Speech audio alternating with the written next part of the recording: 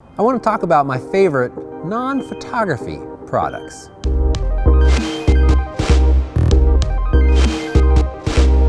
So I've got spread out in front of me some of my favorite products that I've been using for the last year or much longer that pretty much accompany me every time I leave the house to go and photograph or create videos or travel. And I thought it'd be nice to share some of these with you. The first is actually probably the most photo related, and that is your little USB batteries. I've talked about these before.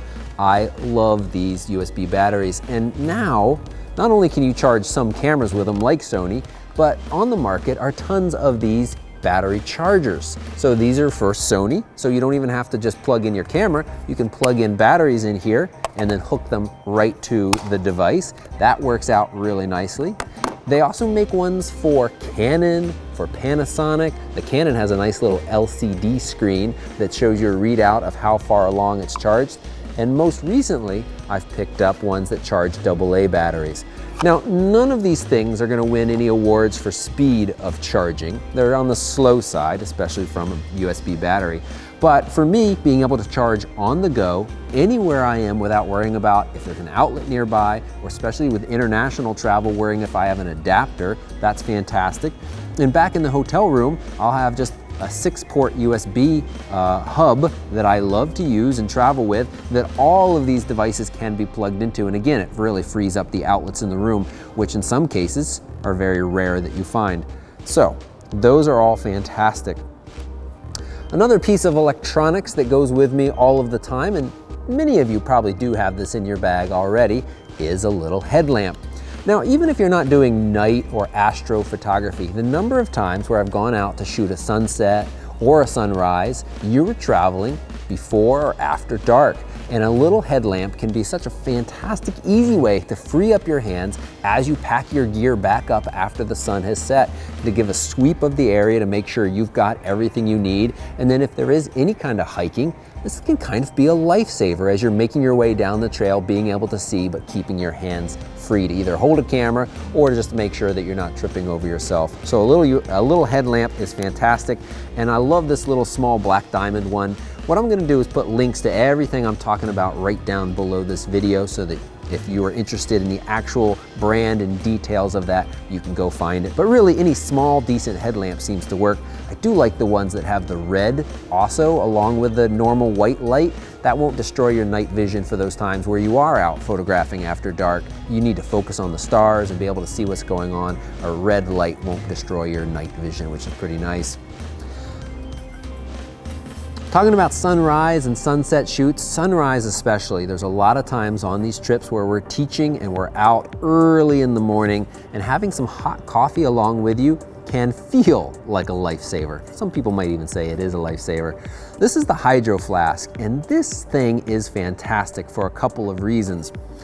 The first being, it securely closes. I love being able to put any kind of liquid in here, hot or cold, and being able to slip this in my camera bag and not worry about it coming loose and ruining lots of expensive gear. I also love the fact that when I've got, hot coffee in here, I don't have to look for a place to carefully put this down. I don't have to worry about killing the environment with a disposable cup and a plastic lid. I can reuse this, and it works really, really nicely. It keeps hot stuff hot for an amazingly long time, and also cold as well. As I said, it's a very secure lid. One drawback to using this: if you watch some of my videos, you might see a little coffee stain right here on the bridge of my nose, because as I drink out of this, sometimes this falls forward and bangs into my nose. I don't notice it until later I'm editing my video and say, do I have skin cancer? No, it's just a little coffee stain. So it's a small price to pay for what is a fantastic little travel thermos, because that's basically what it is. That's the Hydro Flask. And we're gonna move on to some pieces of clothing that I've found that have worked really well for me over the years. And generally the theme is lightweight. But the first thing I wanna talk about is this hat. Now, you're not gonna win any fashion awards wearing this hat, but I love it for a couple of reasons. I like this over a hood for when it's raining. This is a rain hat, it is waterproof. One is that it keeps rain off you in all directions, but it doesn't impede your movement and being able to look around like a hood would. also, it really nicely can sit on top of a camera and keep it completely dry, and the brim can even sit out over a lens. There's been a number of times where I've put my rain hat over top of my camera when I've been caught in a downpour or some kind of rainy event, or I'm shooting a longer time lapse and I want it to keep going even though it's raining. Sure, some of those cameras we shoot with are weather sealed, but you know why push it when you don't have to if you have something like this around. So that goes with me all of the time these days. And in colder weather, something like the buffs. You know, you've seen me wear this on a lot of my travel videos, especially the ones in colder places, but this small fleece hat is so lightweight, yet it's nice and warm. I think it looks pretty good. And along with something like their buffs, which are these just, you know, wool tubes, for lack of better, that can function as a scarf or a face muff or mask. I mean, they are just fantastic. And they're made of some wool blend material. It doesn't itch me at all. They're nice and warm. And again, nice and lightweight. They go with me everywhere I go.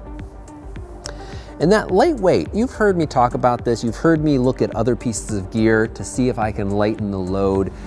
Especially living in the Northwest, it's important to bring a raincoat along. And one of the things that I found early on is that I would often bring a heavy, serious raincoat and many times not even need it. But those times where I didn't bring it, got caught in a downpour and wouldn't be able to do anything outside. So I've found this outdoor research brand raincoat that is waterproof but extremely lightweight. And it's all I've needed, and I love how small and light, and it packs down, so it's always in my bag. I never need to think about whether I'm bringing it or not because it doesn't really add any extra weight, but it gives me the protection that I want if there's rain. Along with that is this Patagonia vest. Now, I love Patagonia. I think they're a fantastic company. You do pay a lot for it, but part of it I feel like is charity for the environment. And in that same kind of theme of this lightweight raincoat, this vest is incredibly lightweight, also packs down really small, but can always come along with me and keep me warm when I need to. So there's lots and lots of times where I bring that along and I'm quite happy. In fact, this combination along with the buff hat has served me very well over the last year in a variety of kind of conditions, both cold and not so cold. The last piece of gear I want to talk about is the one I picked up most recently. You know, there's so many times where I'm shooting someplace where there's not a good place to lay down any gear. You know, you can keep it in your camera bag, but sometimes when you're setting up a more complicated shoot, camera bag doesn't really give you good space to that. Or after I'm shooting, again, longer time lapses or video clips, I'd like to sit down and relax for a little while without getting my butt wet. This is this little, it's basically a ground cloth, and it is just this little teeny waterproof cloth that you can lay out. And I'll put the link to this down below. I think it's less than 20 bucks on Amazon. And it gives you a space to lay out your gear and keep everything organized, and or just sit down and relax while a shoot's going on or while you're waiting for the sun to rise or the sun to set. And it works out really nicely. So those are a few pieces of my non-photographic gear. I would love to know from you all, what is that one or two pieces of gear that go along with you on every shoot that's not a camera or a lens? You can leave those right down there in the comments below. And if you found this video helpful, give it a quick thumbs up. And if you're shopping for any of this stuff, as I said, I put links right down below, and your use of those links helps this channel out. Thanks so much for watching. Goodbye.